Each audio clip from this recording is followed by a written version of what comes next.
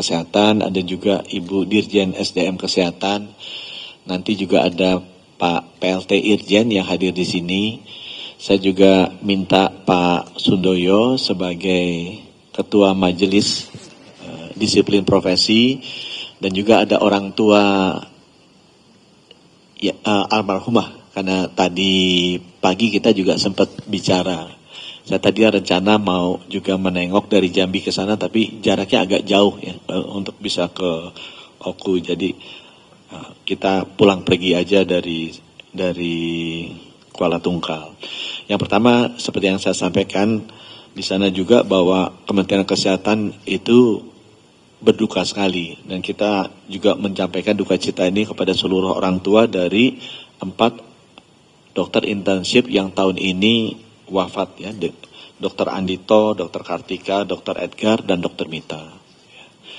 Kita melihat bahwa banyak yang harus dibereskan ya dari pelaksanaan program internship yang lakukan di rumah sakit di seluruh Indonesia ini ya. Sama seperti saat kita membereskan karena ada mahasiswa PPDS yang wafat juga waktu itu di Semarang, yang sekarang juga sudah selesai masalah legalnya secara tuntas ya. Jadi ini adalah proses yang sudah berjalan lama ya. Program internship itu sudah 10 tahun berjalan. Kita juga melihat bahwa banyak perilaku atau proses-proses dan budaya-budaya yang harus kita perbaiki. Dan karena budaya ini sudah berjalan sejak agak lama, juga tidak mudah untuk merubah, tapi kita juga merasa yakin bahwa kedepannya hal ini tidak boleh terjadi lagi. Ya, tidak boleh ada dokter yang wafat karena adanya budaya kerja yang tidak baik yang dilakukan di rumah sakit, baik itu dalam program koas, dalam program internship maupun program PPDS.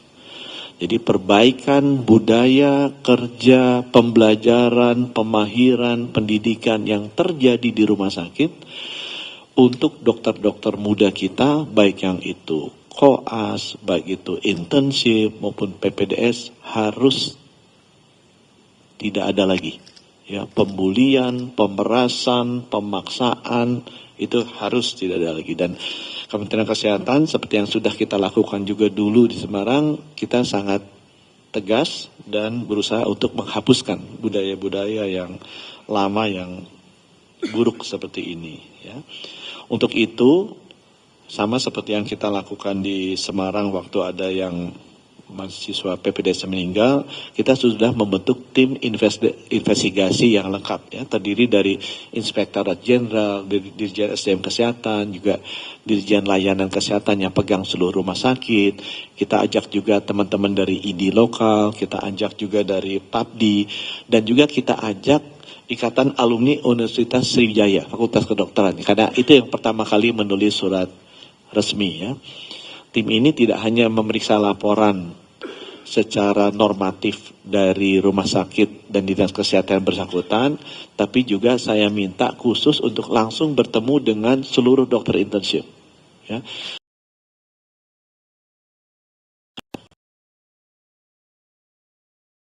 Yang berinteraksi dengan yang bersangkutan, supaya semua informasinya kita dapat secara lengkap, terbuka, objektif, dan transparan. Ya. Saya sendiri kemarin datang ke sana untuk memastikan bahwa informasi yang sampai ke saya, karena saya sudah di-update kemarin, itu benar-benar objektif dan transparan. Jadi saya juga ketemu dengan seluruh seluruh dokter-dokter internship itu untuk dengar masukan mereka itu seperti apa. Tapi saya juga ingin adil, saya juga menemui dokternya yang menjadi dokter pembimbing, yang menjadi dokter di rumah sakitnya. Saya ketemu juga dengan manajemen di rumah sakitnya.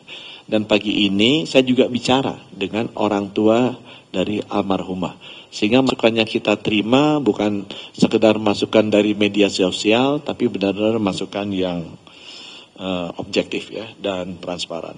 Dan itu yang saya minta nanti Pak Irjen untuk bisa menyajikan kronologis Dan hasil investigasi kita ke masyarakat, agar masyarakat juga melihat bahwa pemerintah sangat serius, ya. Pemerintah Pak Presiden Prabowo itu sangat serius untuk memperbaiki tata kelola pelaksanakan pendidikan pemahiran dari seluruh dokter-dokter di Indonesia, ya, baik itu nanti di koas maupun di internship maupun juga di PPDS, ya. Dan saya boleh sampaikan summary-nya yang sudah kita putuskan di sana. Yang pertama itu adalah pengaturan jam kerja. Jam kerja ini kita perjelas bahwa maksimal adalah 40 jam per minggu dan tidak boleh dipadatkan, dirapel. Jadi maksudnya, Pak, 40 jam seminggu, kita juga melihat aturan kita perlu diperbaiki, kurang jelas. Karena 40 jam seminggu boleh dong Pak, kalau gitu Senin Selasa kita kerja 20 jam, kemudian berikutnya libur. Itu kan 20 jam itu kan bikin sakit kan, dan memiliki potensi tidak baik. Jadi itu nanti kita larang. Itu 40 jam per minggu dan harus 8 jam per hari untuk 5 hari kerja, atau kalau 6 jam 6 jam dibagi 40 dibagi 6 hari gitu ya. 40 dibagi 6 hari itu sekitar 6 jam berapa gitu, hampir 7 jam gitu ya, 7 jam untuk 6 hari kerja. Tapi yang penting adalah tidak boleh lebih dari 40 jam dan itu harus dibagi jelas tuh. Kalau 5 hari berapa jam per hari, kalau misalnya 6 hari berapa jam setiap harinya. Tidak bisa dipadatkan. Karena itu juga kita lihat terjadi banyak pemadatan dari jam kerja. Kemudian yang kedua juga kita ingin menegaskan bahwa dokter internship itu bukan pengganti dokter organik. Dokter internship itu tugasnya berlatih di bawah supervisi dokter pembimbing. Jadi mereka tidak boleh menggantikan dokternya. Karena itu yang terjadi sekarang, kalau ada dokter internship masuk, dokter yang ada di sana bisa tidak usah hadir, kemudian dokter internship yang kerja. Itu tidak boleh. Karena dokter internship itu prinsipnya harus didampingi. Ya, tidak boleh dipakai sebagai pengganti dari dokter organik. Kemudian yang ketiga yang kita sudah putuskan juga mengenai remunerasi. Jadi remunerasi dari dokter intensif ini itu terdiri dari 3. Ya, bantuan biaya hidup dari Kementerian Kesehatan berkisar antara 3 jutaan sampai 6,5 jutaan per bulan. Nanti Ibu Yuli yang bisa cerita. Ditambah juga tunjangan khusus dari pemerintah daerah. Ditambah lagi yang ketiga adalah jasa layanan yang diberikan dari rumah sakitnya. Nah, angka di sini sangat beragam antara daerah satu dengan daerah lain berbeda. Ini masukannya kita terima. Jadi ada daerah yang generous ngasihnya, ada yang tidak. Kemudian ini menjadi iri-irian.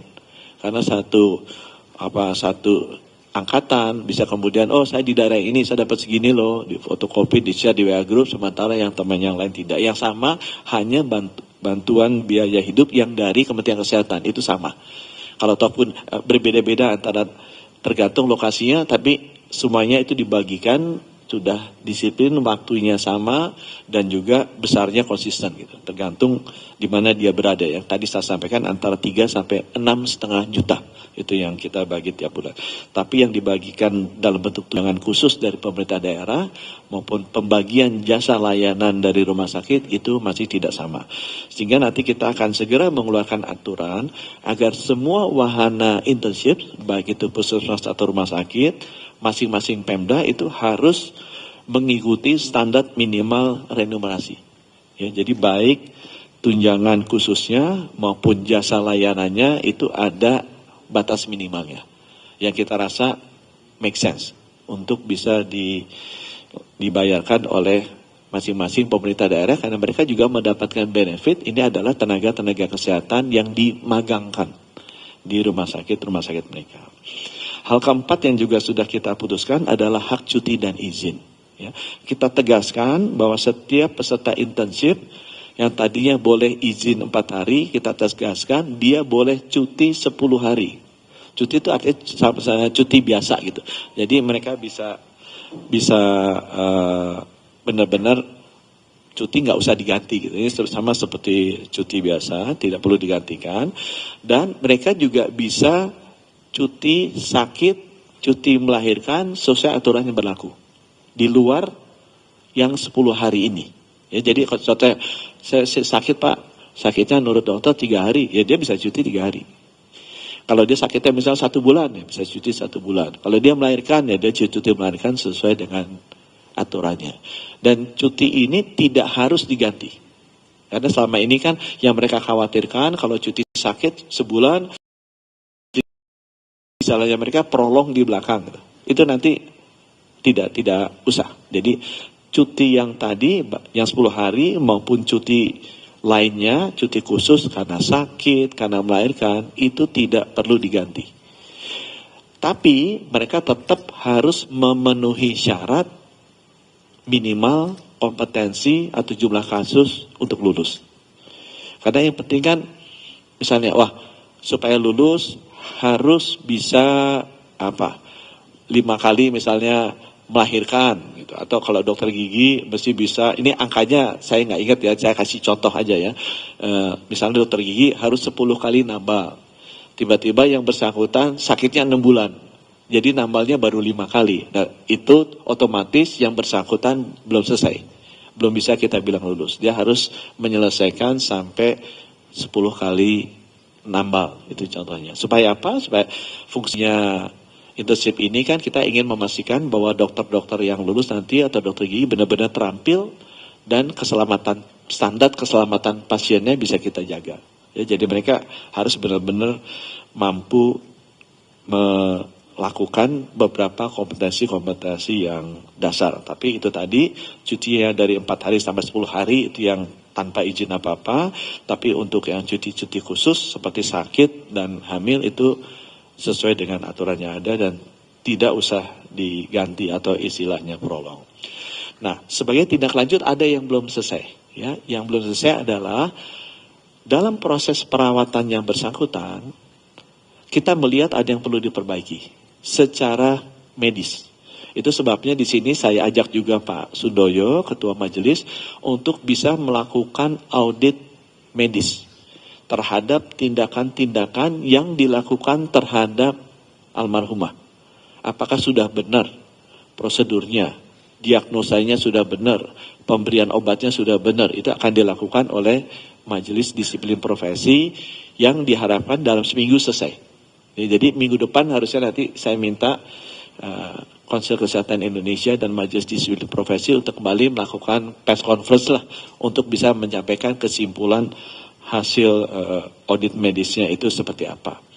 Kemudian kita juga yang terakhir kita lakukan adalah kita ingin memastikan seluruh peserta internship ini dilakukan cek kesehatan gratisnya Pak Presiden Prabowo. Ya. Sebelumnya mesti kita cek kesehatan gratis ya, termasuk ronsennya gitu nanti. Dan di bulan ke-6 kita lakukan sekali lagi cek kesehatan gratis untuk mengetahui kondisinya.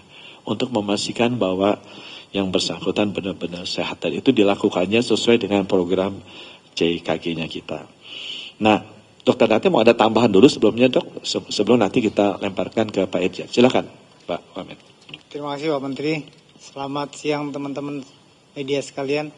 Jadi sebenarnya ada 2 hal yang kami akan tetapkan dan kami akan tindak lanjuti secara tegas.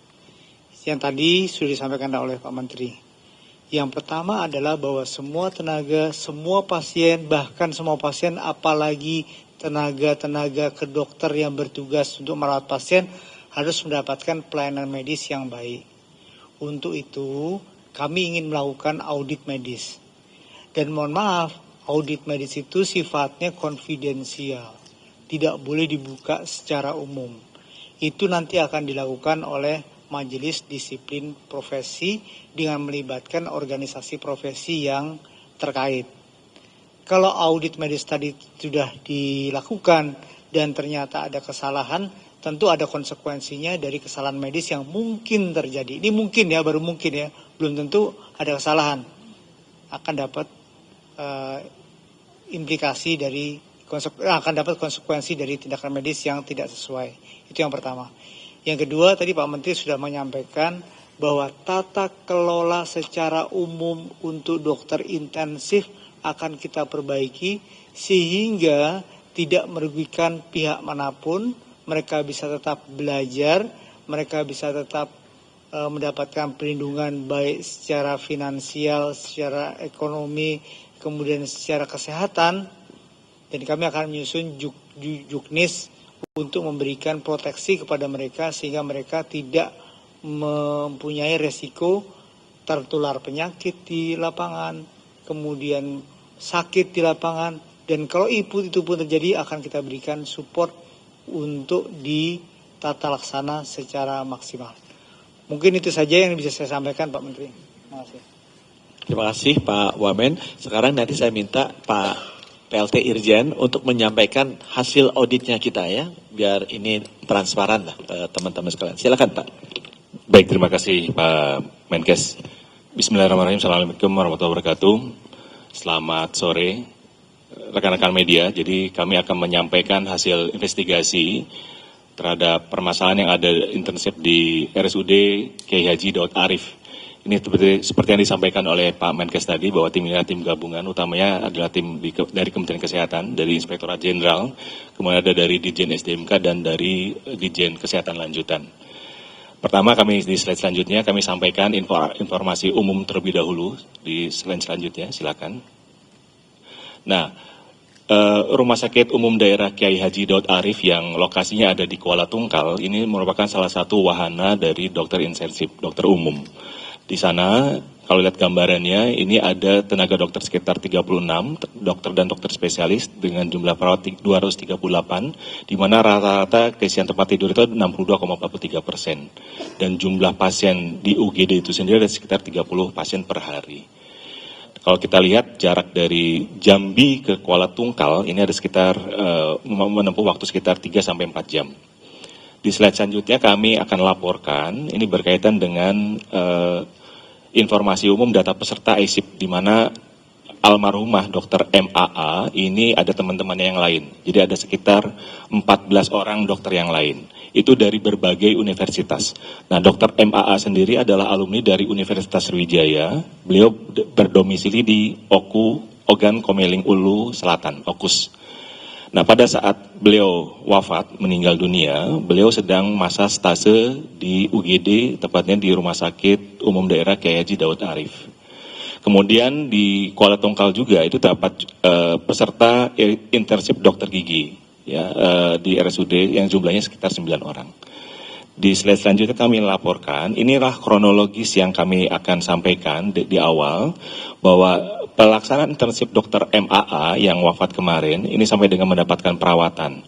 Jadi beliau itu mulai internship sampai dengan masuk stase rumah sakit IGD, ini diawali pada saat seleksi ada di tempat Agustus, diperoleh kami data MCU yang bersangkutan, hasil pemeriksaan di Laboratorium Kesehatan Masyarakat Palembang, hasil MCU-nya normal. Kemudian menjalani program intensif sejak tanggal 11 Agustus 2025 sampai dengan 10 Februari 2026, ini menjalani intensif stase puskesmas, tepatnya di Puskesmas Kuala Tungkal 2. Sepanjang proses menjalani intensif tersebut, Dr. MAA tidak ada keluhan kesehatan. Kemudian pada tanggal 11 itu mulai periode intensif stase di Rumah Sakit Kuala Tungkal. Dan dilaporkan juga kami memperoleh datanya yang bersangkutan dalam kondisi sehat. Adapun di stase RSUD yang pertama beliau masuk di IGD, karena di dalam internship ini di rumah sakit ada 2 tahapan, itu nanti di UGD terlebih dahulu atau di Bangsal. Jadi di sana dari sekitar 15 orang itu dibagi 2 kelompok besar, kelompok kecil. Jadi ada yang mengawali stasenya di IGD terlebih dahulu, di tahap yang lainnya menjalani stase di ruang rawat inap atau di Bangsal. Demikian pun sebaliknya. Dan itu masanya adalah 3 bulan. Selanjutnya, di slide selanjutnya kami laporkan, di tanggal 26 Maret ketika menjalani stase IGD tadi di Kuala Tungkal, Dr. MAA ini merasakan gejala penyakit dan tetap bertugas di UGD. Kemudian yang bersangkutan menjalani pengobatan mandiri.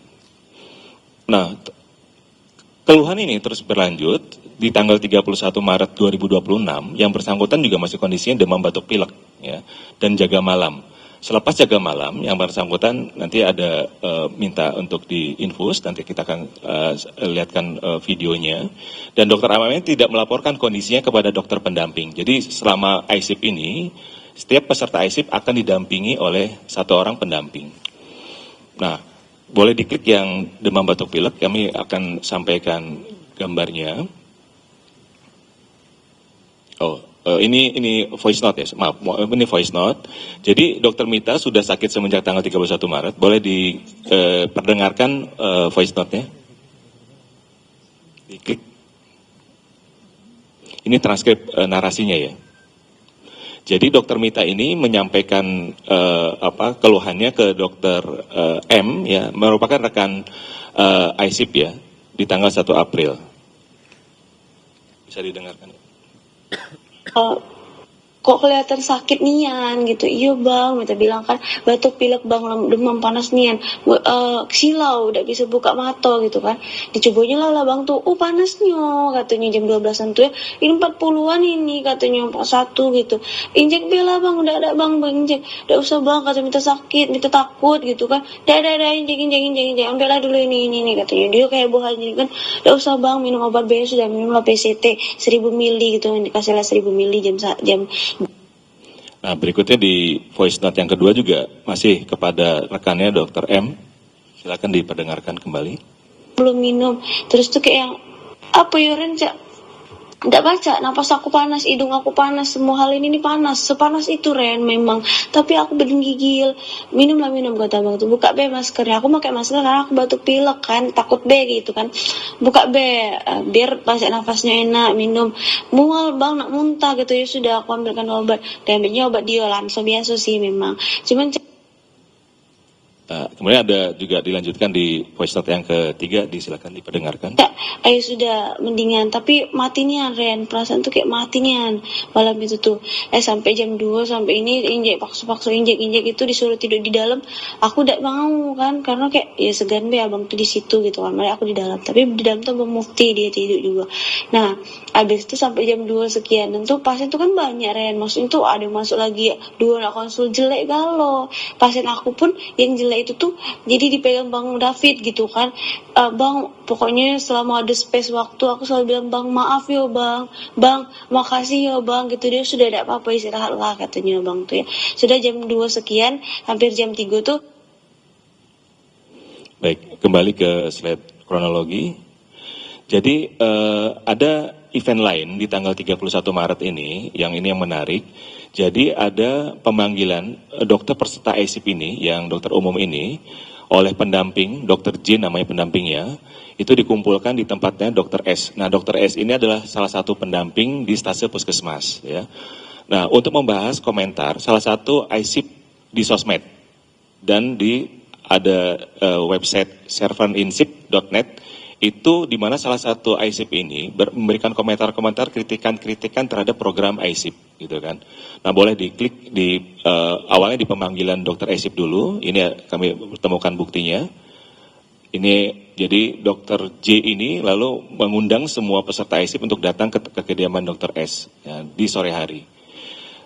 Kembali ke sebelumnya. Nah, kau coba di komentar di salah satu medsosnya. Nah, ini kok salah satu peserta ISIP ini berkomentar. Nah, setuju agar daerah-daerah yang bla bla bla bla gak seenaknya sama dokter ISIP, masa kerja setiap hari tapi dokter pembimbingnya bla bla bla. Itu ada keluhan, ada kritikan-kritikan ini yang disampaikan ke Wahana oleh salah satu ISIP.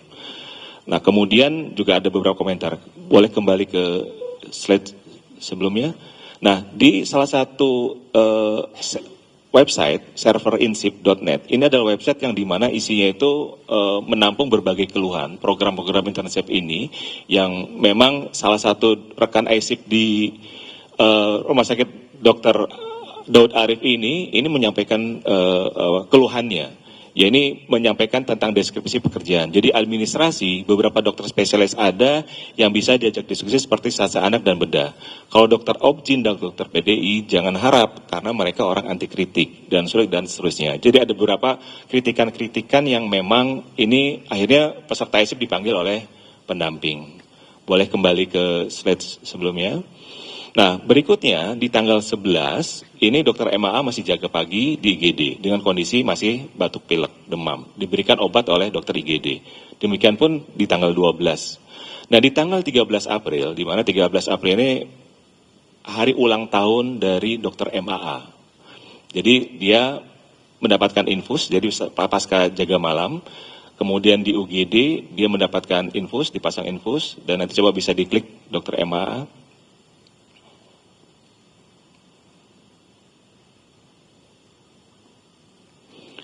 Bisa diklik videonya, boleh. Jadi di video pertama itu dokter MAA diinfus oleh dokter Jaga, ya. Dapat jadi sobat.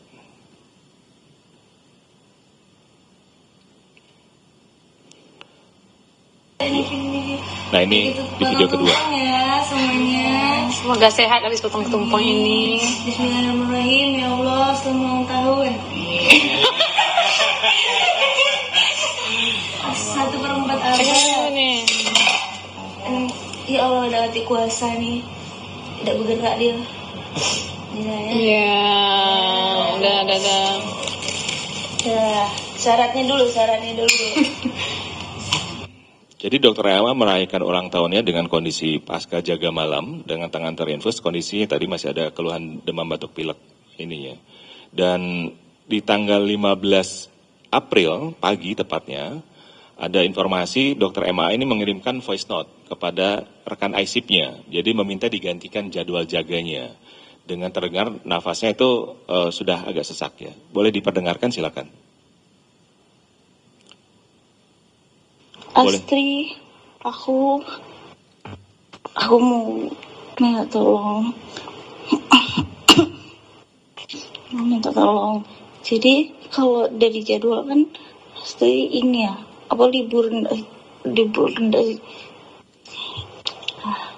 aku mau minta tolong gantiin jadwal aku yang pagi ini. Kalau misalnya kamu bisa hari ini aja, nanti yang malam biarlah Rana nanti yang gantiin. Aku nggak kuat, Astri. Ya, selanjutnya berdasarkan informasi keterangan dari rekannya, dokter A ini bersedia menggantikan dokter MAA untuk jaga di IGD. Kemudian di sore harinya tanggal 18, ibu kandung dari dokter MAA ini menghubungi MZ itu kakak angkatnya yang ada di rumah sakit Kuala Tungkal dan langsung menghubungi dokter F untuk mencari dokter MAA karena informasinya ibunya menghubungi dokter MAA itu nggak bisa. Nah, dokter MAA ternyata ditemukan oleh dokter F setelah dihubungi oleh MZ tadi. Ini di bawah tangga terdapat di bawah tangga tempat kos sedang berdiri dalam kondisi linglung. Jadi tidak menggunakan jilbab, mengenakan celana pendek dan atasan seragam scrub.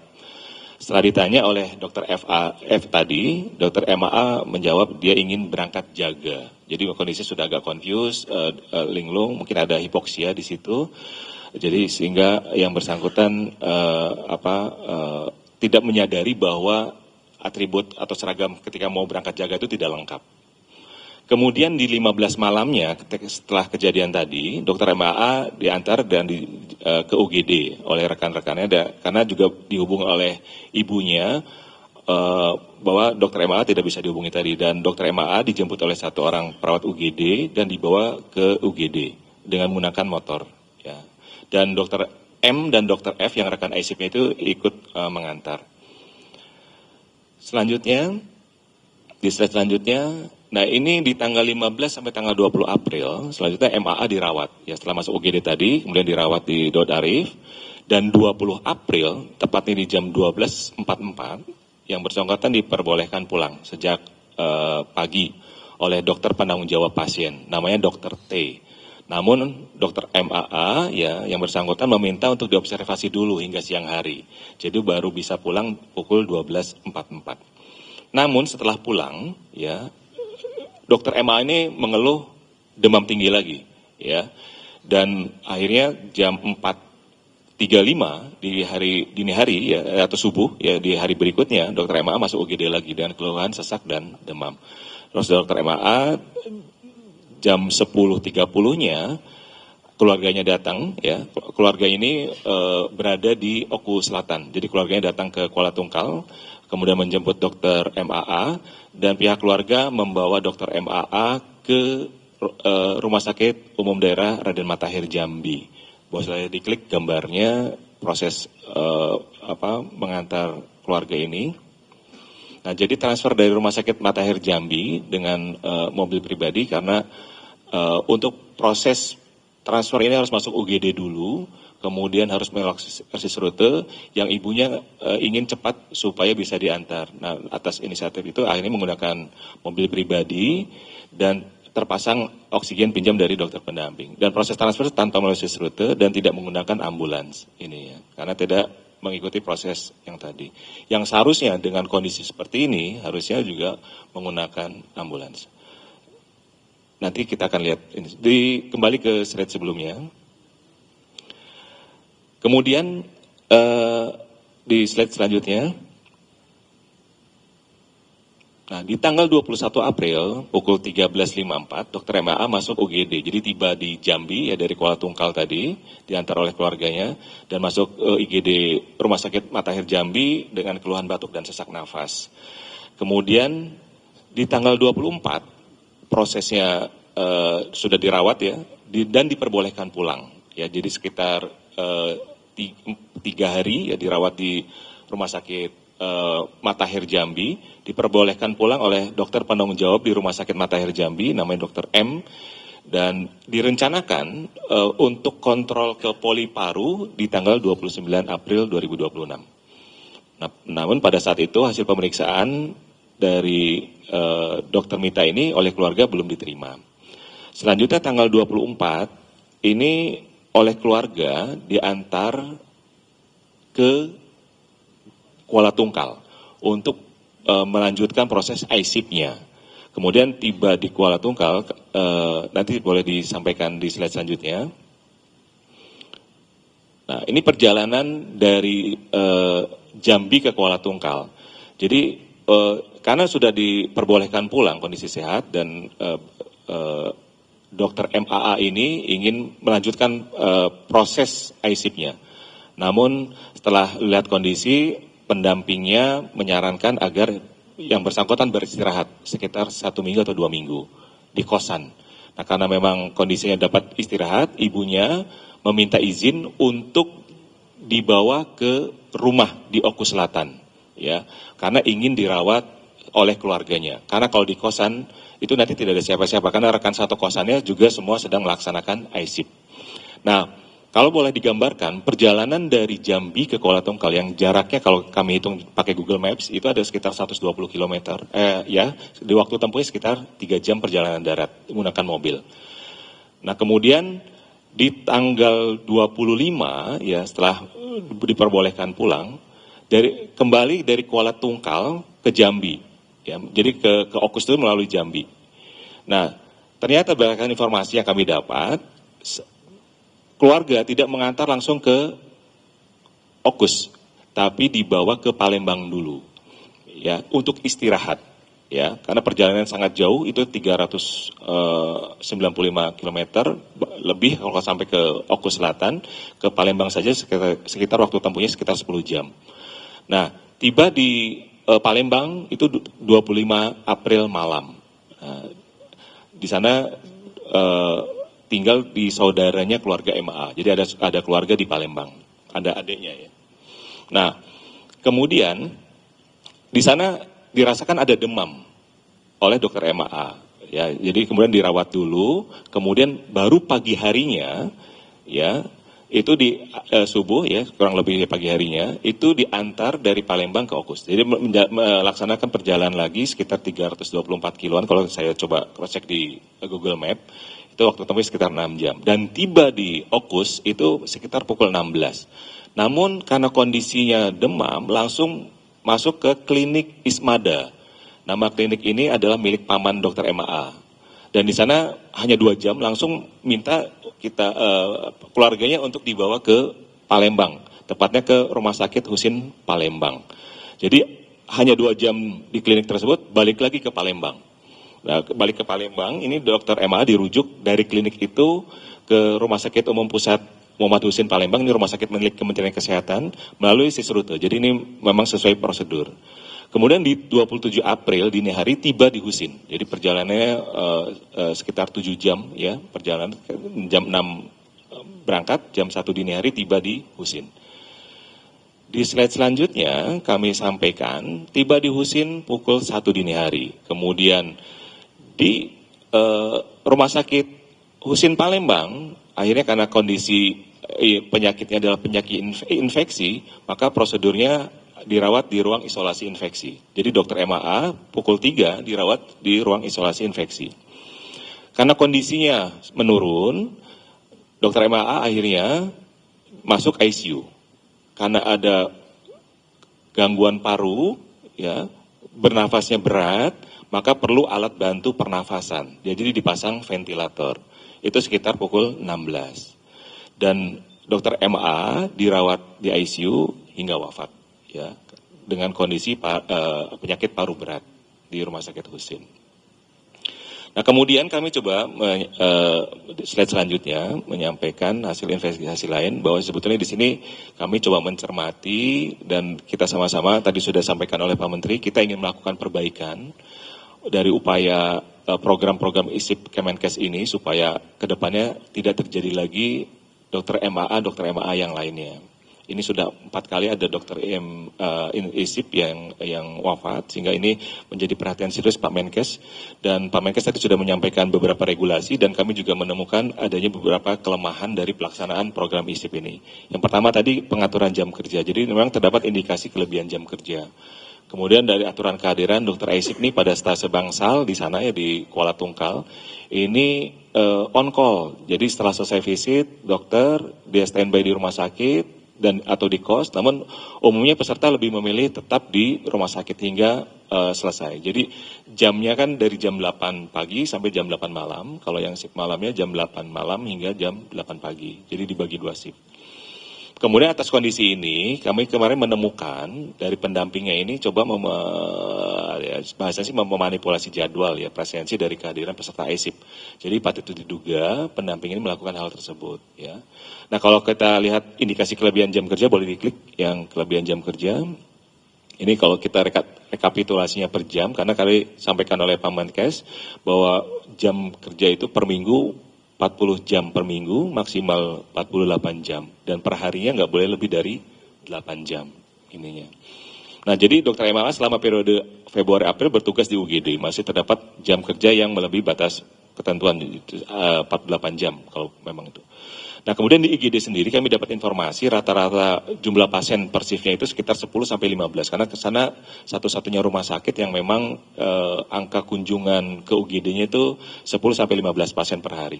Dan di sana ditangani oleh satu dokter yang dokter organik istilah di sana. Jadi yang sebelumnya itu 2. Jadi sebelum program ISIP di UGD ini berjalan, sebelumnya dokter organik itu ada 2. Tapi ternyata satu dokter organik di sana, pas pelaksanaan stase UGD dokter MMA ini, satu mengundurkan diri. Jadi ada satu dokter organik, satu dokter. Dan dokter ISIP ini diminta untuk melaksanakan tugas-tugas sebagai dokter. Sehingga totalnya ada 2. Ini jumlahnya di slide selanjutnya. Nah, kemudian kalau kita lihat tadi patut diduga pendamping ini kami temukan ya, karena ada kondisi ini ingin menggambarkan bahwa seolah jadwalnya sesuai gitu. Nah, kita temukan adanya pengaturan untuk manipulasi jadwal, boleh diklik ini. Nah, ini chatnya ya. Jadi ada pendampingnya dokter J tadi. Ini coba aku lihat jadwal. Baik dokter, jadwal di laptop saya ambil dulu. Kalau bisa jadwal diedit buat yang 3 shift di GD ya. Jadi ada perintah untuk mengedit ya. Kalau mau diedit agak lama dokter gitu kan. Artinya ini ada instruksi dari dokter J selaku pendamping ke peserta untuk memanipulasi data. Ini data-datanya kita sudah lihat. Dan dokter MAA yang wafat tadi juga tertandatangani. Dan ini ditandatangani oleh salah satu peserta ISIP sebetulnya atas perintah dokter pendamping tadi, ya. Dan dalam chatnya juga menyatakan bahwa ini memaksakan tanda tangan tiba-tiba katanya buat Kemenkes, katanya kalau udah tahu kita mau investigasi gitu kan, dia buat kronologi buat dia aman. Jadi memang kami juga dapat kronologi dari versi pendamping ya.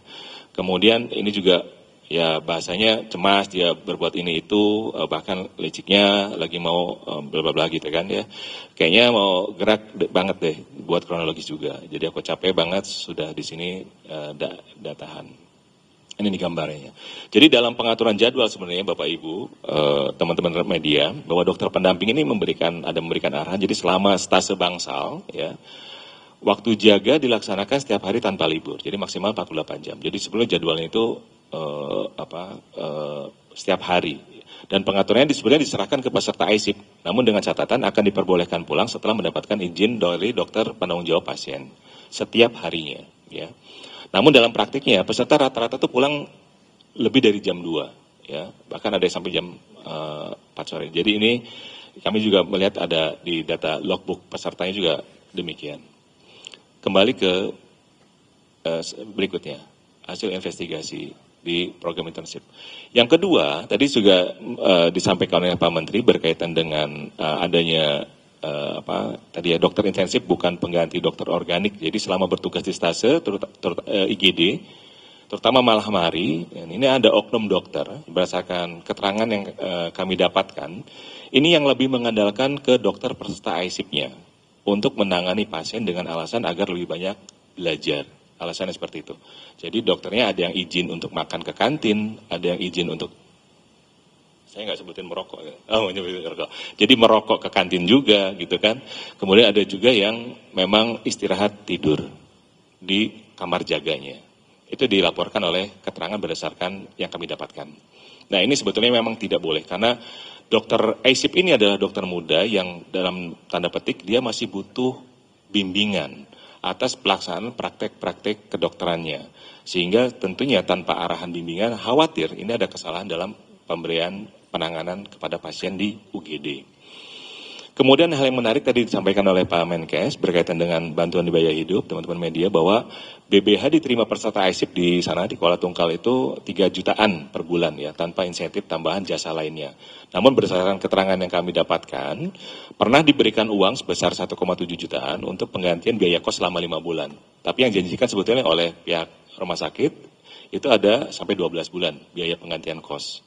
Nah, namun ini yang menarik karena ternyata mereka kepoin beberapa BBH di tempat lain, di wahana lain, di kabupaten lain. Nah, ini kami dapatkan data yang didapat pada wahana lain ada insentif tambahan. Seperti di Bengkalis itu tambahannya yang standar tadi kan 3.400.000, 3.500.000 sampai 6 juta tadi ya.